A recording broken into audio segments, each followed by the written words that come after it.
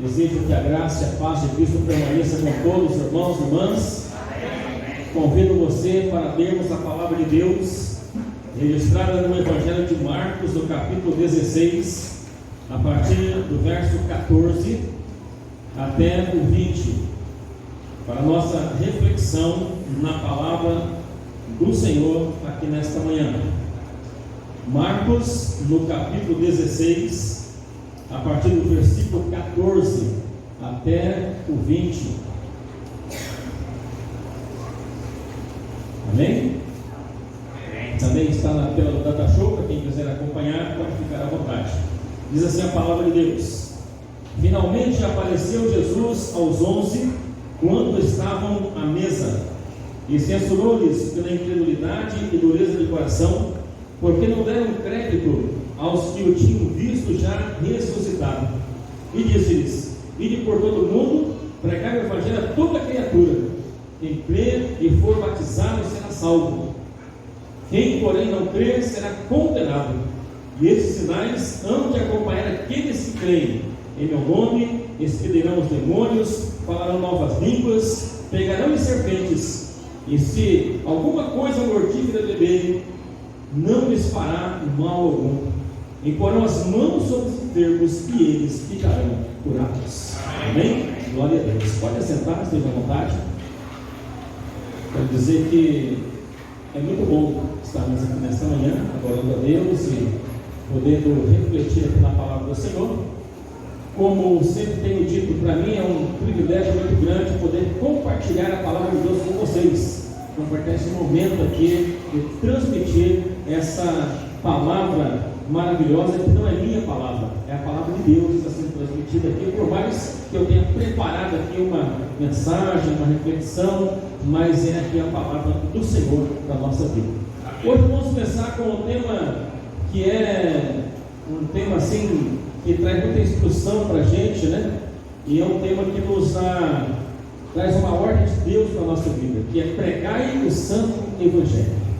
Esse é o tema que vamos refletir aqui hoje, sobre a pregação do evangelho, a palavra de Deus. Eu acredito que este deve ser o assunto, né, que a gente deve falar muito na igreja: pregação do evangelho, pregação da palavra, porque o evangelho não é meu, o evangelho é daquele que me comissionou, que é Cristo. Então por isso vamos pregar o santo evangelho. Então, irmãos, pregação do evangelho é algo muito importante no plano de Deus, né? Porque nós vamos perceber que foi instituído pelo próprio Jesus Cristo. Ele foi um missionário e evangelista, e o Espírito Santo também é missionário e evangelista. Quando você olha para a Bíblia, olha para a palavra de Deus, especialmente em Atos dos Apóstolos, você vai ver as ações maravilhosas de Deus impulsionando o seu povo para a pregação do evangelho. E vamos entender então que a pregação do evangelho tem uma natureza divina nela, e a natureza da igreja não poderia ser outra a não ser uma igreja também missionária e evangelística. Amém? A igreja não poderia ter outra natureza a não ser a natureza de Cristo e do Espírito Santo, porque ela foi criada pelo Senhor Jesus lá no dia de Pentecostes, ela foi inaugurada ali e ela é dirigida pelo Espírito Santo em todo o tempo da sua existência. Enquanto estivermos aqui na terra, essa igreja será dirigida pelo Espírito Santo. Então é por isso que quando Jesus aparece para os seus discípulos, ele não dá outra missão aos discípulos a não ser a missão de pregar o evangelho como prioridade, né? Podemos fazer muitas coisas, podemos fazer eventos, podemos fazer congressos, podemos fazer bastante coisa na igreja, porém a prioridade urgente da igreja é o evangelho de Cristo sendo pregado a todos os corações, para que todas as pessoas possam ouvir, entender e aceitar a Cristo como seu Salvador. Então a gente pode entender que esse é o desejo do Senhor Jesus, é a vontade dele para a nossa vida, e a prioridade da igreja é pregar o evangelho, ensinar a salvação para todas as pessoas, para que todos possam ouvir, entender e conhecer o caminho do Senhor Jesus, né? A gente tem muitas pessoas que precisam ouvir a palavra de Deus, muitas pessoas pecadoras por aí que não conhecem a palavra, pessoas que não ouviram ainda falar de Jesus e precisam ouvir essa palavra, irmãos. E aí nós vamos entender que todas as demais ações que acontecerem na igreja, elas devem ter um foco de evangelização. Se eu fizer um congresso, tem que ser evangelístico. Se eu fizer um chá da tarde, tem que ser evangelístico. Se eu fizer qualquer outra coisa na igreja, ele precisa ter um cunho evangelístico, porque tudo na igreja deve convergir para o evangelismo, porque assim deve ser a igreja de Cristo. Em torno dela é evangelismo para todos os lugares. Precisa se tornar uma realidade, irmãos, na minha vida, na sua vida, na vida de todas as pessoas. Às vezes a gente fala de evangelismo e não faz tanto evangelismo quanto falamos. Então é preciso que a gente tenha de fato isso como experiência viva na nossa vida. Então a pergunta que surge para nós aqui, ainda nessa introdução da nossa reflexão agora, é a seguinte: nós estamos em harmonia com essa proposta divina? Será que a proposta divina, ela chegou a nós e nós estamos em harmonia com ela? Sim ou não? Se o silêncio, como diz o Ivan, né? Se a máxima, né? De que quem não fala consente, ele usa a palavra, né? Todo mundo ficou quietinho agora. Eu quero fazer de novo a pergunta que talvez vocês não entenderam. Bom, a proposta divina é que tudo deve convergir em torno do evangelismo. Vocês acham que nós, a igreja, está em harmonia com essa proposta? Sim ou não? Sim? Uns dizem sim, outros dizem não. Talvez a gente olhe para a gente próprio, né? Então, eu quero dizer para vocês o seguinte, ó.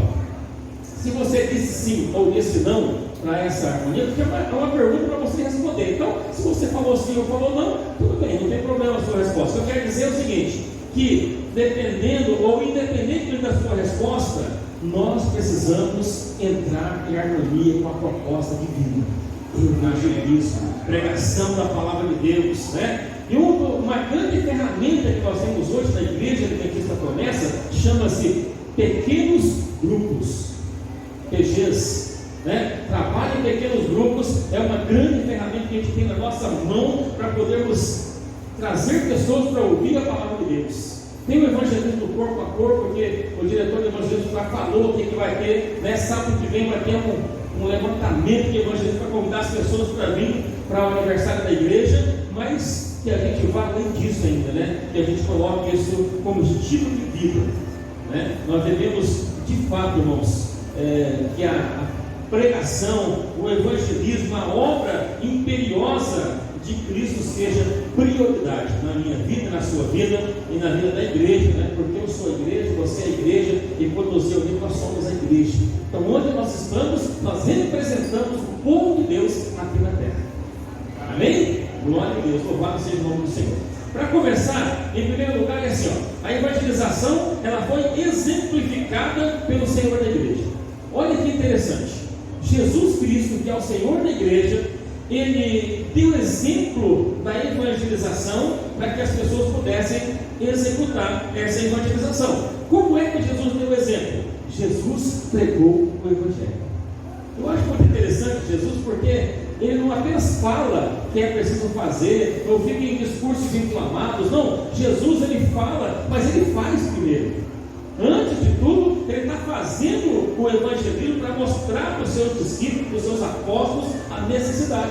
Você vai lá para Mateus 4:23, Jesus percorria cidades e aldeias, entregava o evangelho e curava a gente. Vai lá para 9:35, vai dizer que ele ia de cidade em cidade pregando o evangelho. Lucas 8, versículo 1 fala que ele caminhava por todos os lugares anunciando a palavra de Deus.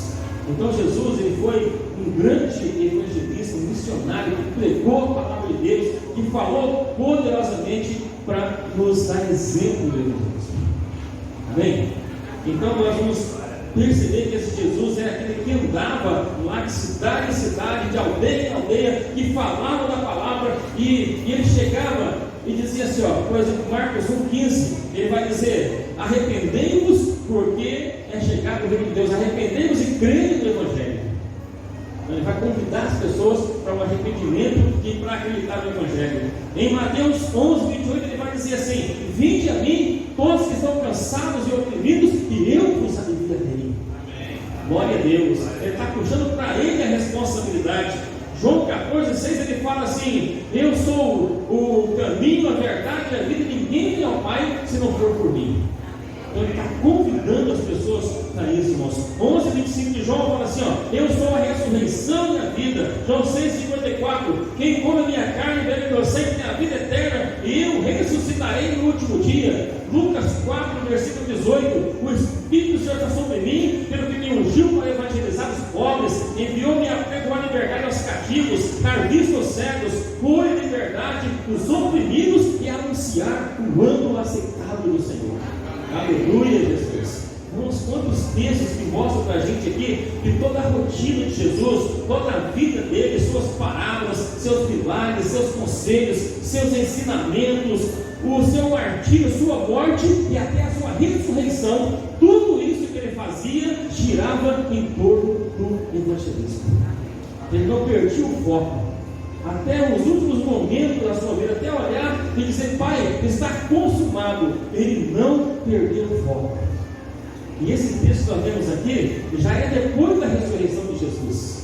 Mesmo depois de ressuscitado, ele continua, chama os discípulos, dá uma dura naqueles incrédulos que não acreditavam, que tinham visto lá Jesus ressuscitado, e depois envia eles comissionados para pregar a palavra de Deus. Então nós percebemos que esse Jesus, de fato, ele fazia o evangelismo, ele ensinava para as pessoas, porque em segundo lugar vai ser assim, ó: a evangelização foi instituída como mandamento pelo Senhor da igreja.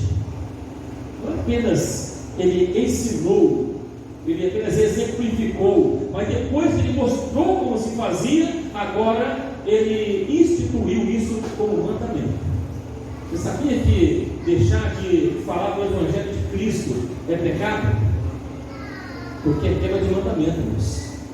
Não está lá nos 10 mandamentos das duas tábuas de pedra, não, mas está instituído aqui como uma ordem de Jesus, né? Está no imperativo o verbo aqui, ide. E quando eu não vou, eu, Paulo, não vou, eu estou pecando e tenho que pedir perdão para Deus e recomeçar. E quando você não vai, você também está pecando e deve pedir perdão para Deus e recomeçar, né? Jesus ordenou a pregação do Evangelho e disse que ela fosse praticada pelos discípulos. Vai lá em Mateus 28:19, ele vai dizer: vão por todo mundo, pregue o Evangelho a toda criatura, batiza em nome do Pai, do Filho e do Espírito Santo, ensina para eles. Depois você vai lá para Marcos 16:5, que temos aqui agora, ele ide por todo mundo, pregue o Evangelho a toda criatura. Marcos 1:8, ele vai dizer que vocês vão ser testemunha dele em todos os lugares, né? Então nós vamos perceber, irmãos, que é uma ordem expressa de Jesus, que além de pregar o Evangelho como missão, Jesus deu exemplo para os seus seguidores e exigiu que eles também fizessem a mesma coisa, pregassem o mesmo Evangelho, falassem da palavra de Deus. Ele queria que os seus discípulos, em todos os tempos, né, desde lá de quando ele ia subir para o céu definitivamente, e até os dias da sua volta aqui na terra, que eles estivessem pregando o Evangelho. É tanto que Jesus sobe para o céu, eles vão lá para o cenáculo, adentram lá, né, ao cenáculo, e ficam ali por alguns dias, orando, buscando a Deus, esperando a promessa, até que são revestidos do poder do Espírito Santo, e aí então a igreja está instituída, está criada, e eles começam então a fazer a obra de Deus, a pregoar, a falar da palavra do Senhor Jesus. Nós vamos perceber, irmãos, que Jesus ele deixou muito claro desde o início do seu ministério qual seria a obra dos seus discípulos, né? Ele vai deixar muito claro, Marcos 1, verso 17, ele vai olhar para o discípulo e vai dizer assim, ó: vinde após mim e eu vos farei pescadores de homens.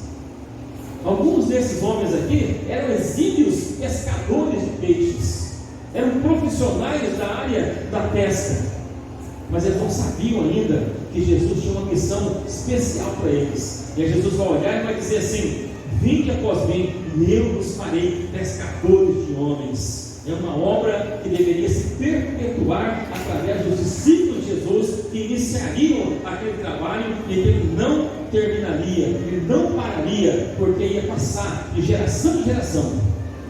E hoje está com a gente, comigo, com você, a responsabilidade nas nossas mãos de podermos falar dessa obra gloriosa, irmãos, né? Antes de se ausentar fisicamente, Jesus ele deixou a ordem para os seus discípulos: preguem o Evangelho, sejam minhas testemunhas em todos os lugares. Eu acho interessante que isso aqui não se trata de uma alternativa. Não tem para onde a gente fugir. Não é uma alternativa. Se eu quiser eu vou fazer essa obra evangelística. Quando eu tiver tempo, eu vou fazer a obra evangelística. Não, aqui não é uma questão de alternativa para mim e para você. A missão não é facultativa.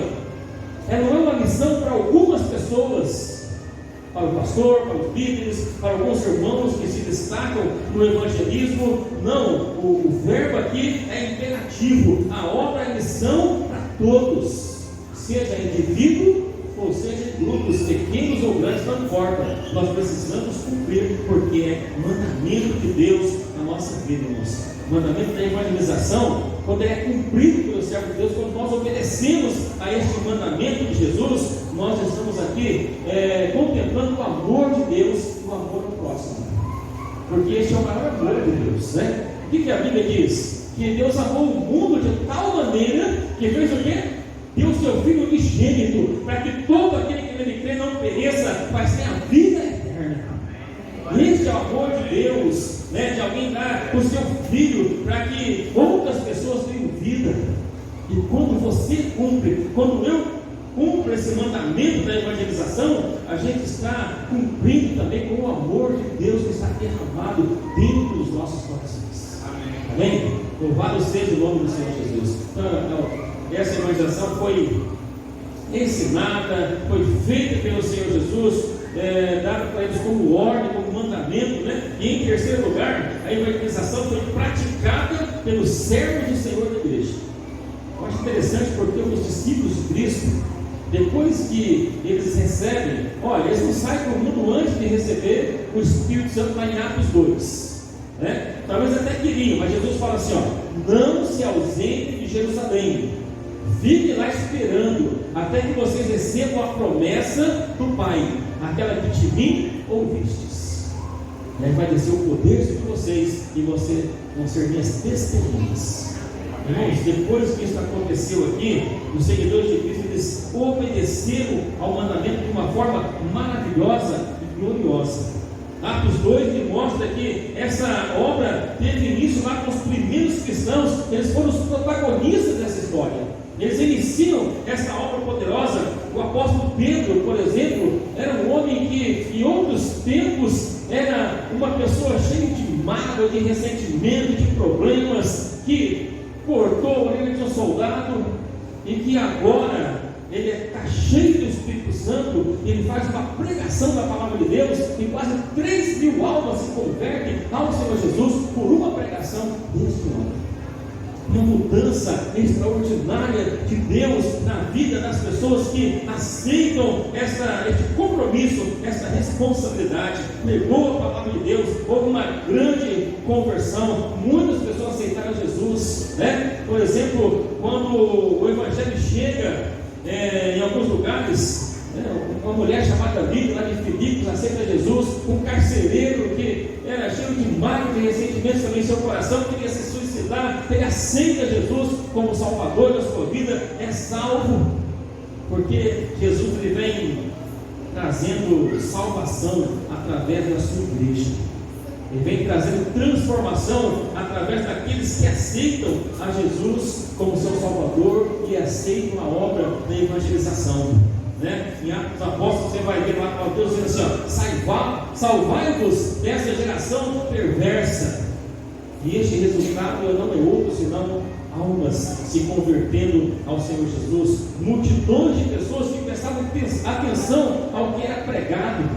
As pessoas ficavam ouvindo, ficavam olhando, ficavam meio assim de boca aberta por aqueles homens que não tinham formação acadêmica, que não tinham outrora tanta eloquência e agora estão falando de forma extraordinária, e as pessoas ficam olhando, começam a ouvir a palavra de Deus, o Evangelho começa a entrar no coração das pessoas, sinais e prodígios acontecem no meio da igreja e a igreja começa a se multiplicar por todas as partes, irmãos. Isso, a Bíblia que depois depois que eles saem lá daquele cenáculo onde eles estão, que receberam lá o poder de Deus, eles começam a voltar cada um para os seus países, para as suas cidades, para onde eles vieram. E quando aquelas pessoas voltam para lá, elas não voltam mais como elas eram, porque agora elas voltam cheias do fogo do Espírito Santo no seu coração. Porque agora ardia dentro do coração delas o desejo de falar de Cristo, e a igreja começa a se multiplicar, a igreja começa a crescer, a igreja começa a ser poderosa na terra, irmãos. Atos dos Apóstolos é um resumo da grande obra evangelística e missionária da igreja nas suas primeiras décadas. No início da igreja, a igreja que chamamos de primitiva, né? É o que nós podemos dizer quando começamos a ler, a olhar para isso e ver lá o que Deus fez através desse povo. Deus, Ele pegava as pessoas que tinham o coração ardendo por almas e fazia com que as pessoas chegavam até eles para ouvir o Evangelho.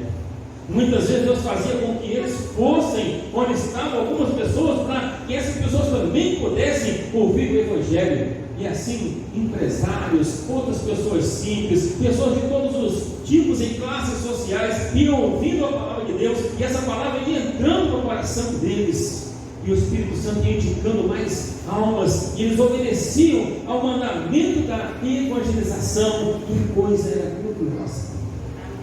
A obra era maravilhosa, a igreja era uma igreja gloriosa naquele tempo, que crescia, que se expandia, que muitas coisas aconteciam dentro da igreja.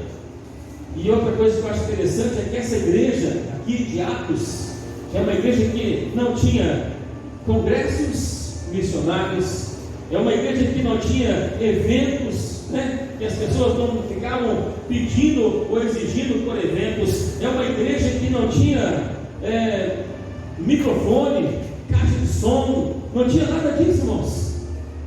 Mas ela tinha uma coisa: essa igreja, apesar de não ter tudo isso, ela tinha dentro dela o Espírito Santo de Deus.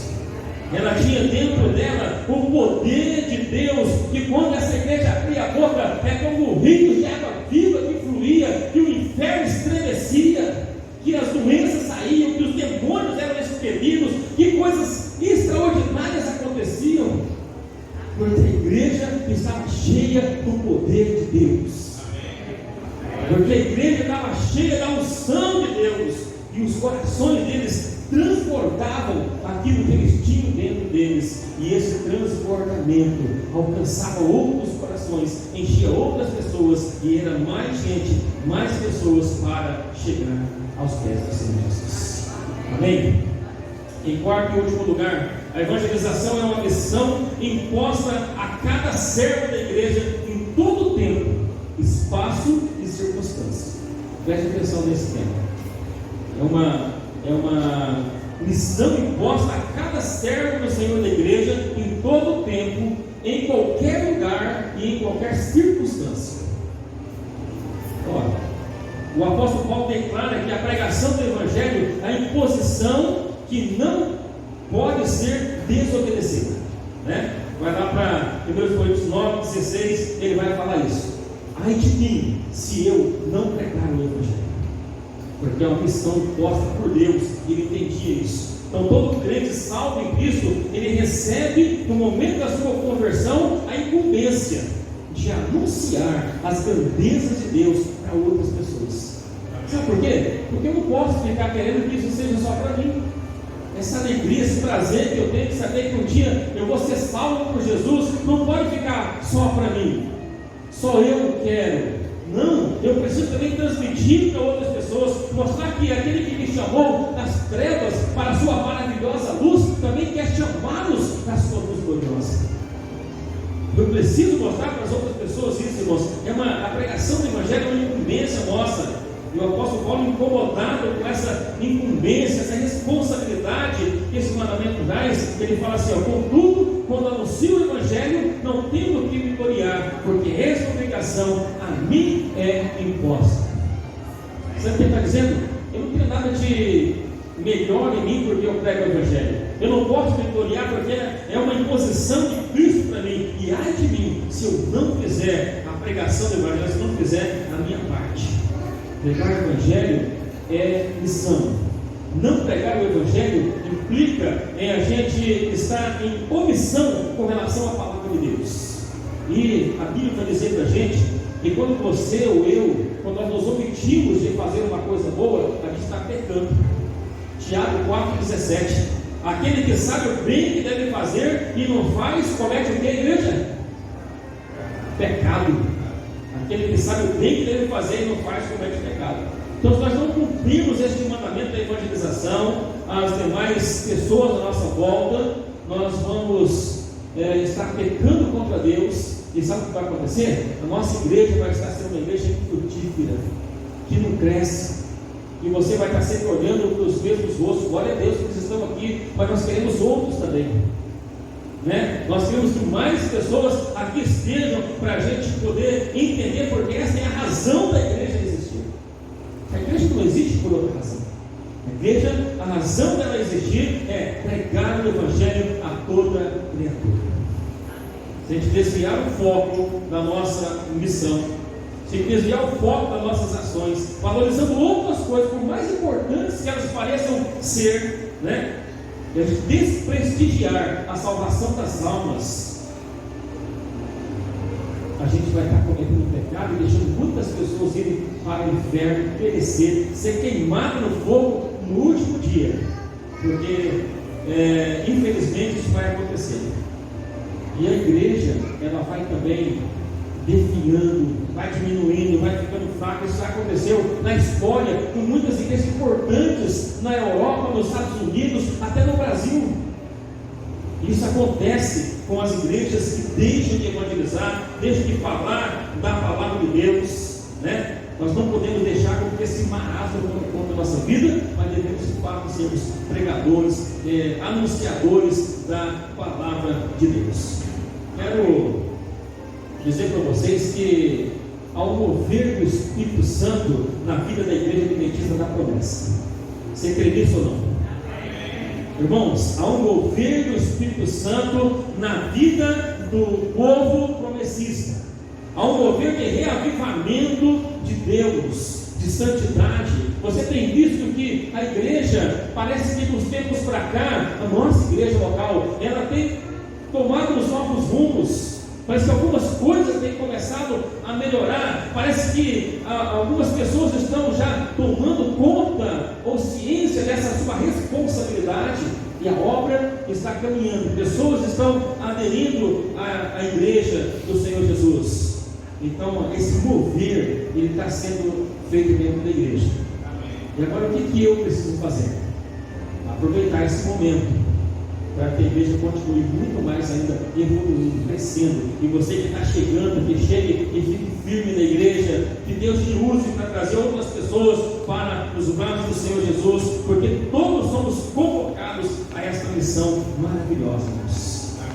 A nossa geração não pode ficar conhecida como a geração que mais promoveu eventos, ou isso ou aquilo. Temos que ser uma igreja conhecida como a igreja que mais pregou o Evangelho e ganhou almas para o Senhor Jesus. Amém? Não é uma disputa, não é uma corrida, não é nenhuma competição, não. Nós temos que ficar conhecidos, a nossa geração tem que ficar conhecida como uma geração de anunciadores da palavra de Deus. Porque aqueles que virão depois, os nossos filhos e netos que estão crescendo na igreja, aqueles que ainda vão nascer e vão vir aqui fazer parte dessa igreja, vai ouvir falar dessa geração, a minha geração, a sua, a geração de pregadores da palavra, de anunciadores do Evangelho, de pessoas que realmente têm desejo pela palavra de Deus. Essas gerações precisam olhar e ver que a gente muitas vezes derramou lágrimas por causa do evangelismo, por causa de almas que estavam se perdendo, por causa de pessoas que estavam no caminho torto, e nós falamos para ele da palavra de Deus e ele voltou-se para Jesus. Uma geração que vai ouvir alguém dizer assim: olha, naquele tempo, quando se pregava a palavra de Deus e perguntava quem vai assumir essa responsabilidade, ouvir a pessoa dizendo como o profeta Isaías: eis-me aqui, envia-me a mim. É isso que as futuras gerações precisam ouvir para que sejam incentivados a também ser assim, né? Deus levante a cada dia essa geração, no meu tempo, no seu tempo, que a gente seja conhecido de fato por isso, irmãos. Então o Senhor precisa despertar, né, a igreja, despertar o seu povo para isso. Então a gente vai caminhando aqui e vai percebendo que estamos sendo confrontados hoje com a palavra de Deus. Eu não sei se você está sendo confrontado com essa palavra. Eu estou sendo confrontado. Hoje a palavra de Deus está confrontando a gente com essa realidade. É uma missão da igreja. A igreja de Deus tem essa responsabilidade, essa grande missão do Espírito Santo, aquele que intercede por nós com gemidos inexprimíveis, também nos impulsiona a falar dessa palavra gloriosa. E eu acredito, irmãos, que nós não temos desculpas mais para dizer: eu não tenho tempo, eu não posso, eu não sei, eu não consigo. A gente não tem mais desculpa para fazer isso, e nem temos tempo mais para ficar procurando desculpas. O tempo está passando, né? É o 5.1, é o 6.0, é o 7.0, e assim vai, e daqui a pouco vai chegar naquela parte lá do escritor lá, de Eclesiastes, né? Vai chegar o tempo em que a gente não vai ter mais como fazer mesmo, porque vai ficar velho demais, não vai enxergar mais, não vai conseguir andar mais. E daí às vezes vai olhar e vai dizer assim: quando eu tinha oportunidade eu não fui, e agora eu olho e não posso ir mais. Então que a gente não espere chegar a isso. Estamos diante de um chamado para uma missão imperiosa: pregar o Evangelho e pregar o Evangelho de Cristo. Não tem outra situação e outra ação, irmãos. Que a gente seja cheio do Espírito Santo.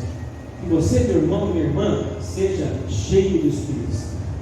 Que você seja cheio do poder de Deus, mas não apenas para dizer: eu faço parte de uma igreja pentecostal, eu já fui batizado ou batizado pelo Espírito Santo. Não, para dizer assim: eu recebi o poder de Deus para fazer a missão de Cristo.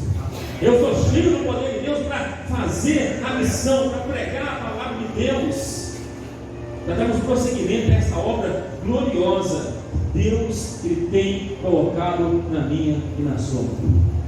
Amém? Que o Senhor Jesus Ele nos dê a graça de podermos compreender essa palavra, que ao nós sairmos daqui da igreja, vamos para a nossa casa, onde quer que nós estivermos, que essa palavra esteja lá, martelando a nossa mente: eu preciso falar da palavra de Deus para alguém. E logo Deus vai colocar alguém na sua frente para que você possa falar da palavra de Deus para ele, e você vai ver como vai ser maravilhoso poder fazer isso. Amém? Que Deus assim nos abençoe grandiosamente.